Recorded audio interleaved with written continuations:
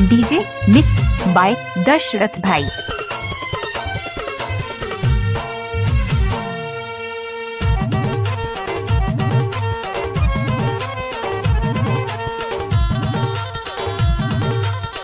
DJ नैना लड़ावत रे दीवाना बनावत ना, नैना लड़ावत रे दीवाना बनावत ना, एक खत्म दीवाच हंसना पगला बनावत रे, एक झूल झूल रेंगना दीवाना बनावत ना, नैना लड़ावत रे दीवाना बनावत ना, नैना लड़ावत जी।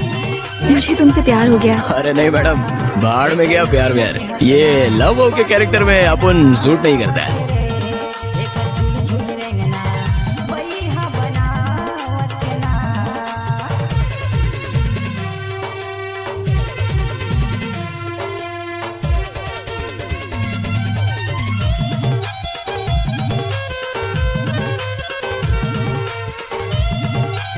अरे जा जा।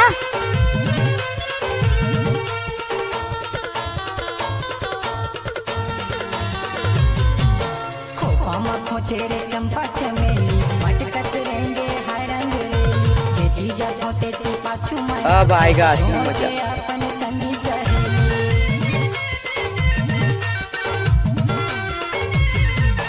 खोपा मखो चेहरे चंपा चमेली मटकत रहेंगे हर रंग रेली, जे जीजा होते ती पाछू मैं आके छोड़ के अपन संगी सहेली, पर मटमटावत रे अकेला मलावत ना,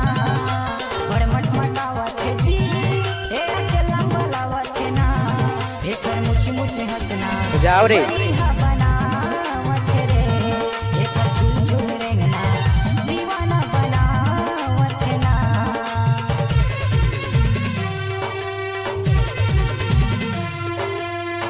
काय लेबे?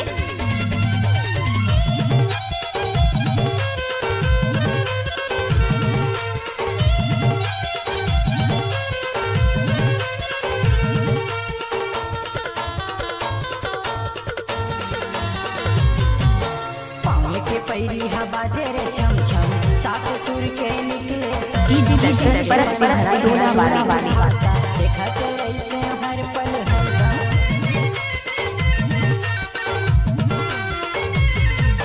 पाँव के पैरी हा बाजे रे छम छम, सात सुर के निकले सरगम, कैसे बनाए हैं लव विधाता, चल हट। हर पल हर दम मने में बसे है रे करे जमत से है ना, मने में बसे है रे करे जमत से है ना, एक मुच मुच हंसना बलिहा बनावत रे, एक झूल झूल रेंगना दीवाना बनावत ना, नैना लड़ावत अलकरहा मत गुड़ दिया।